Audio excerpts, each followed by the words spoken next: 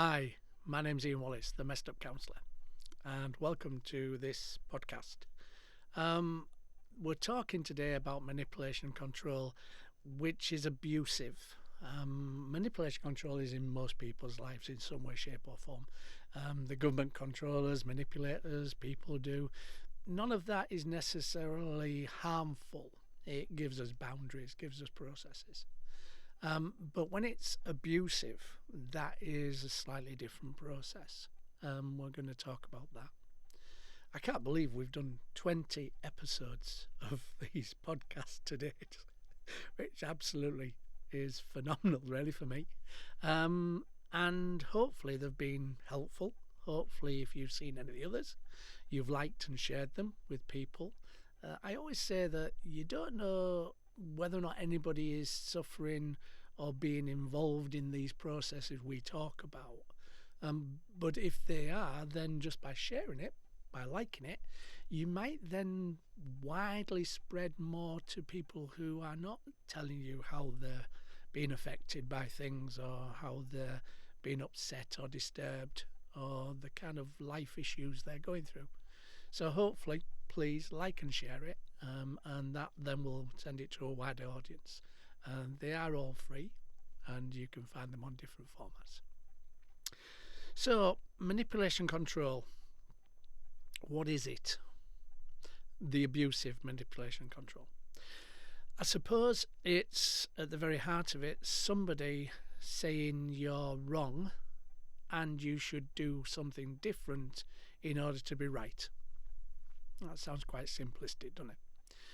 So if people are a manipulator controller, they're going to tell you your world, the world you know, the world you work, how you see your world, is not how the world should be.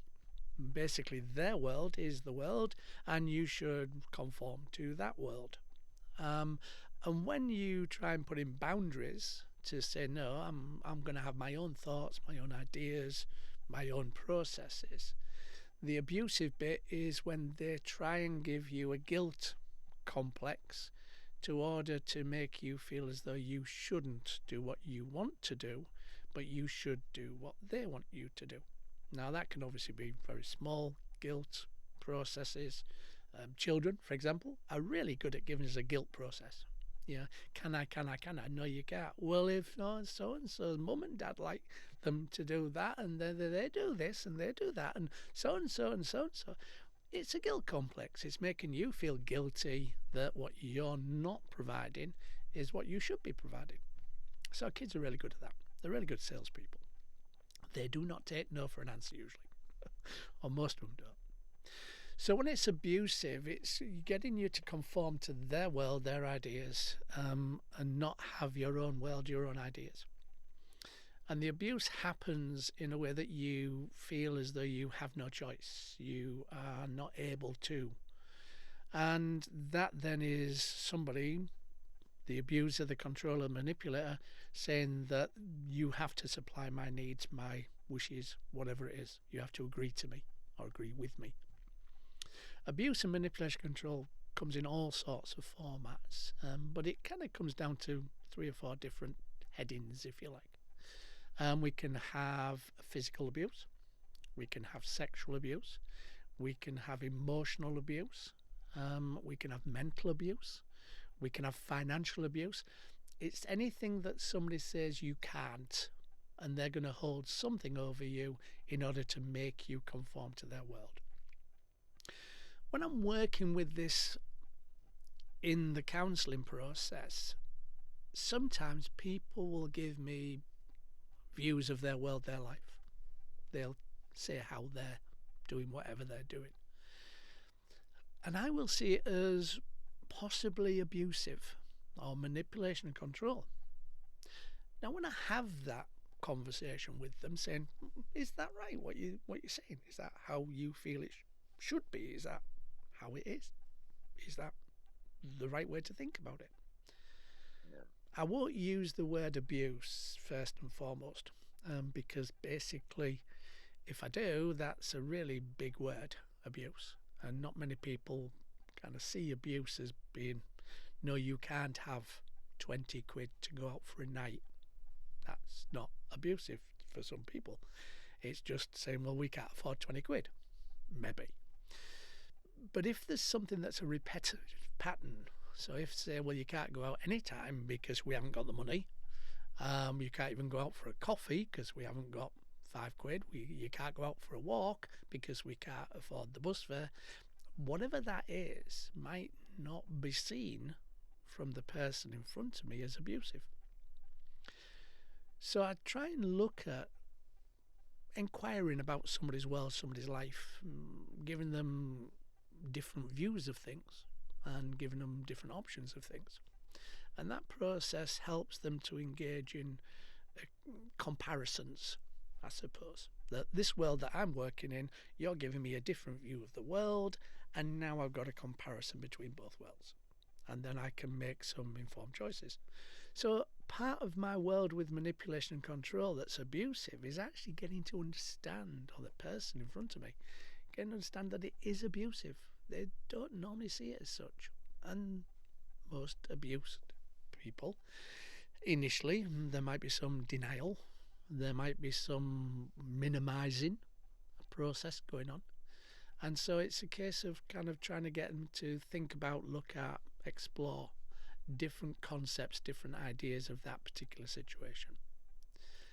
Now, if somebody in the room cannot explore that, cannot see that as wrong, because they've maybe been in that relationship for a long period of time, or maybe they don't feel their needs, their requirements, they see it as selfish, for example, then in my world as a counsellor, I have to try and utilise some tools in order for them to maybe see that in a different way. So we use an externalisation tool, or I do, and a lot of people do. Some people call it the empty chair process. So what I'll say to people is, okay, if your friend was telling you this, what would you say to your friend? And that can help them put it into a different perspective, a different relationship, a different way of thinking. Because their world is about the emotional involvement with the manipulator controller. If they're saying it to a friend, then they're not involved in that. So they can be a bit more objective in their world and their life, and they can think about it more. So that process means that they can engage with it and they can have an idea about it. That will give them a comparison.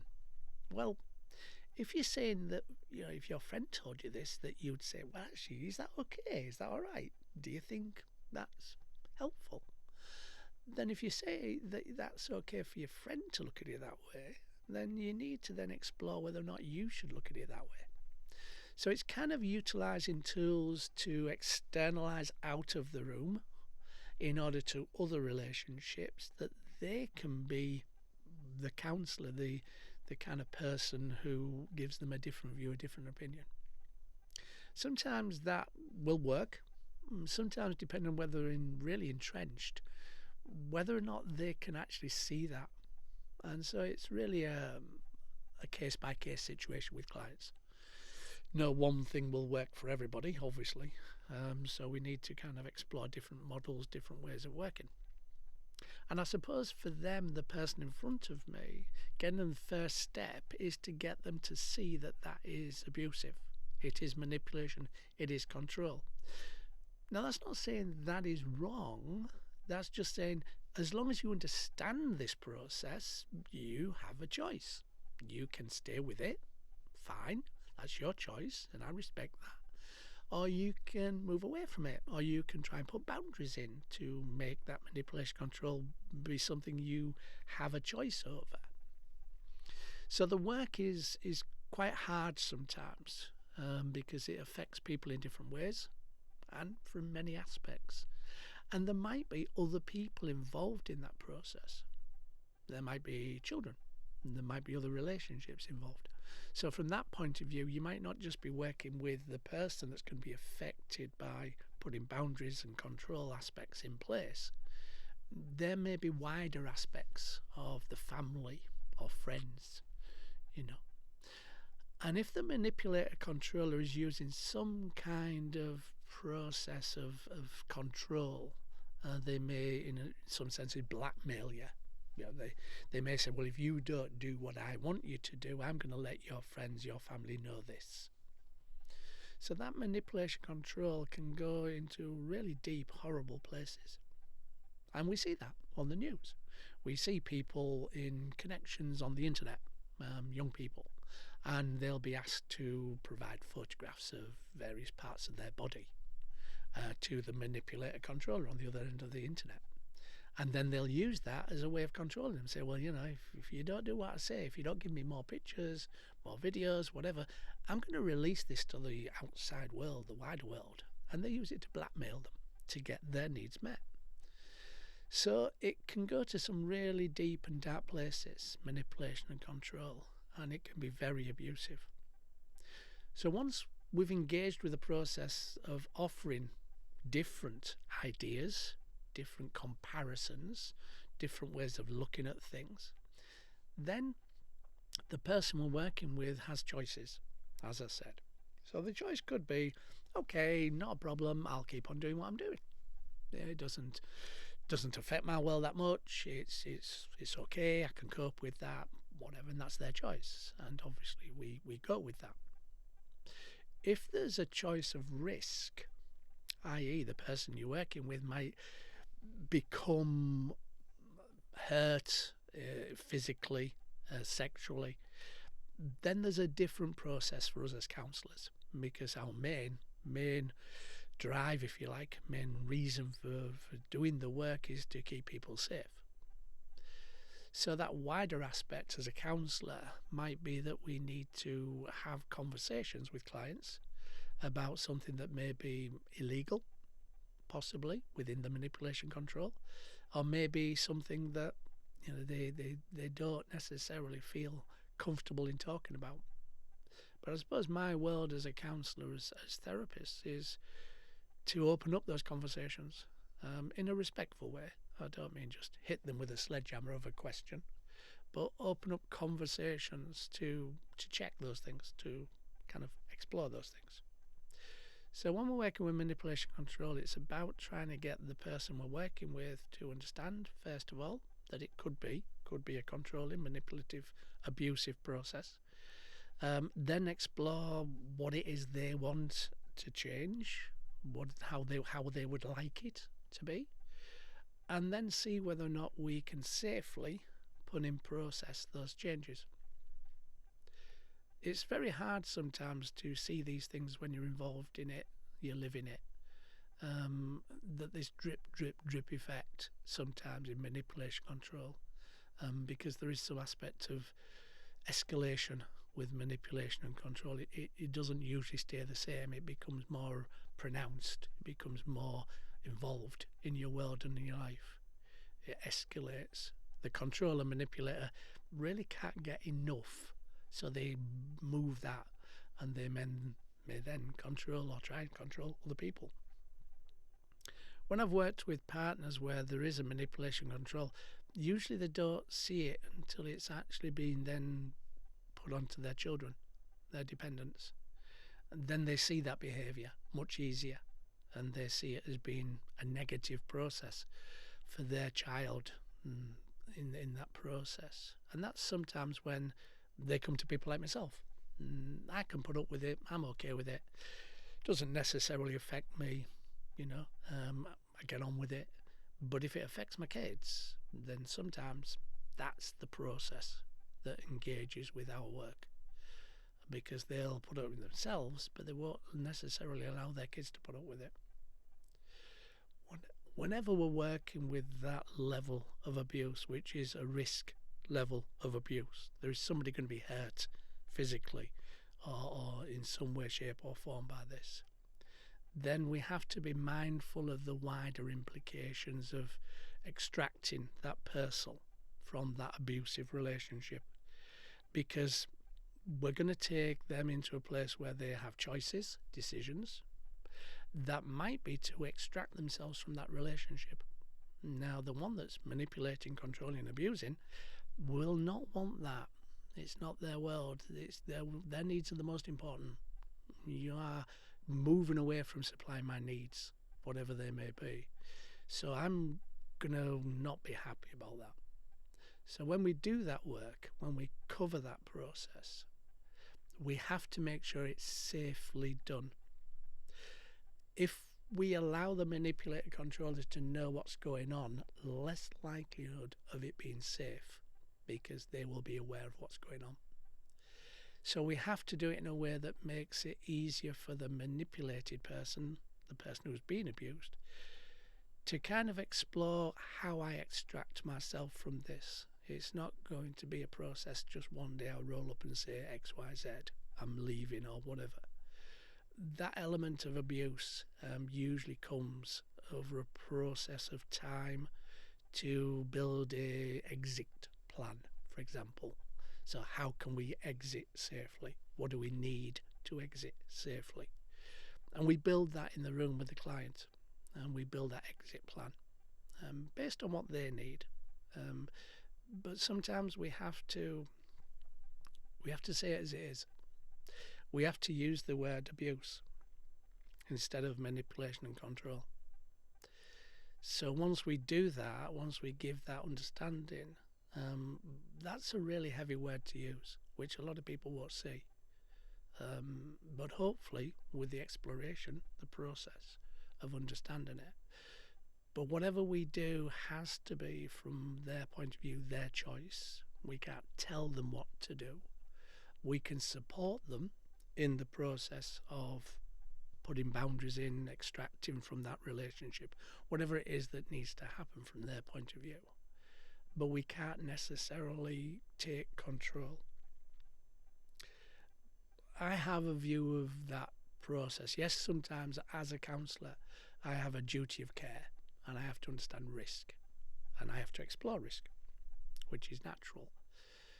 But I think for me, that divulging of that confidentiality to a third party, i.e. getting them help from the police, say, or the GP or whoever, that for me, I want to try and get the client to disclose, and I will support them in that disclosure. I think that's more helpful than me taking control, personally. Now, sometimes that can't happen. I know that. But more often than not, in the 20 years I've worked this process, even been in some really horrible places with clients and clients' worlds, I've never really had to take control. I've had to have very strong conversations with clients, quite naturally. But I've always gone with the process of supporting the client to disclosure, supporting the client to get out of that abusive relationship, supporting having external bodies, that might be able to do that. With women, it could be Women's Aid that will help them extract themselves from abusive, manipulative and controlling relationship. So it's not just me, in a sense. I have to try and get other people to support that person on a much more day-by-day kind of process, so that it's not just me that's trying to engage with that. And I think the more people I can get involved, like Women's Aid or other support agencies, then the client's got more help, obviously, and more options for that help. People like Women's Aid would be able to give them solicitors maybe and go through that process. And they may be able to give them safe refuge. There's a whole range of things that I can't do, quite naturally, that other support organisations could do. So it's about kind of finding that process of change and what helps that client to that change. And if it's abusive, I can't condone it. I can't ignore it. I have to give that understanding to the client because I have a duty of care to them, that they are being hurt in some way. They are being manipulated or controlled. So I have to have that conversation, which is never easy, ever. It never comes easy after 20 years of kind of working those kind of worlds. But it's the benefit of the client, and the client is the one that I'm engaged with, not anybody else. So in that process of engaging with that client and finding that wide world, externalizing that message, what would you say to your friend if your friend was saying this to you, or what would you say to your daughter, son, cousin, mum, dad, if they were saying this to you, can be massively helpful in that process of comparison, that process of understanding, learning, an idea that actually, no, this is not right. And if it's a low level manipulation control, that can be worked within the relationship. If it's a high level of manipulation control and abuse, probably not. The relationship would not necessarily be helped by doing couple work, for example. So as a couple therapist, I wouldn't be able to do a manipulation control process that was abusive within a couple dynamic, because I could be colluding with the abuse, the manipulation control, by allowing that to be kind of worked with. And it might put the client in a much more difficult position and a more unsafe position by bringing that into a couple dynamic. So usually as a couple therapist, I tend to try to work with abuse in the singular with the person that's been abused, because that usually is the more beneficial, in my experience. I don't think there's one way to do it. Well, there's not one way to do anything really on the planet, you know. But I think if somebody is making your life worse by their behaviour and they're making you feel that you're wrong and you should do what they tell you to do, then that's not really having your life, is it? It's allowing the other person to have their life, their needs, their requirements. But it's not you. And you should be the one that takes control. You should be the one that makes those choices. In the process, if they accept that choice, if they get their own support and responsibility for how they produce their world, their life, and try to make you the person that helps them with that, if the abuser takes responsibility, says, actually, I don't like the way I am, I don't like how it reacts, the consequences of my actions, then that person can get help. I'm a great believer, unless we take responsibility for our own world and our own impact on others, we usually don't change because we don't see a reason to. We don't have that consequence of how I am affecting another person. Because why should I change? My world's okay. I'm not bothered by anybody else's world. So that process of developing that conversation tends to be an awkward one for therapists and counsellors. And sometimes, depending on our mode of work, you know, it's hard because we have to be interactive. We have to have input. We have to be not directional, but certainly offering different ideas. And that's not always the easiest process to do with a client.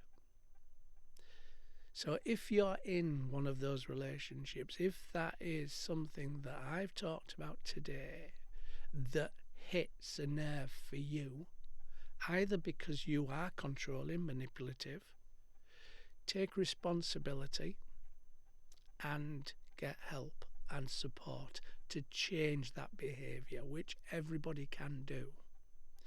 If you're the person that's been affected by it, i.e. you're being manipulated, controlled or abused, then find a way to get that support, find a way to get more help, more structure, to be able to share those things that's happening with you. Because it's only by sharing it and it not being a secret that actually we can change things. Don't feel embarrassed. Don't feel guilty. Don't feel shame. Those things are what control us. They stop us.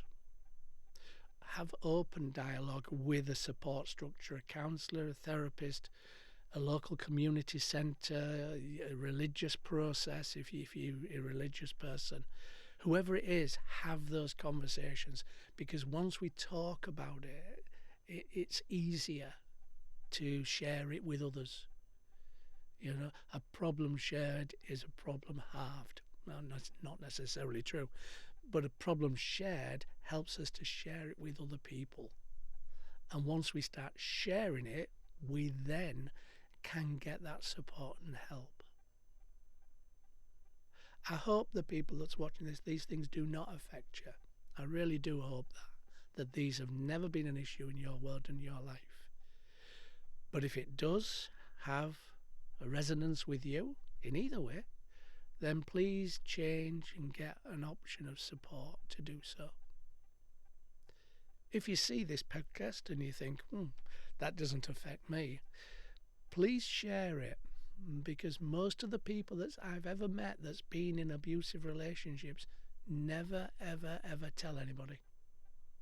And by sharing it, you could start a process of helping them to understand it, to get support, and to see that actually, no, that's disrespectful. That's not respecting me as a person, this thing that you're doing. And then they may be able to change it with help and support. My name is Ian Wallace, and I'm the Messed Up Counsellor. If you've liked it, share it. Share it in any case. You never know where it will be helpful. And I'll come back to you again with another set of podcasts. Take care, look after yourself, and keep safe.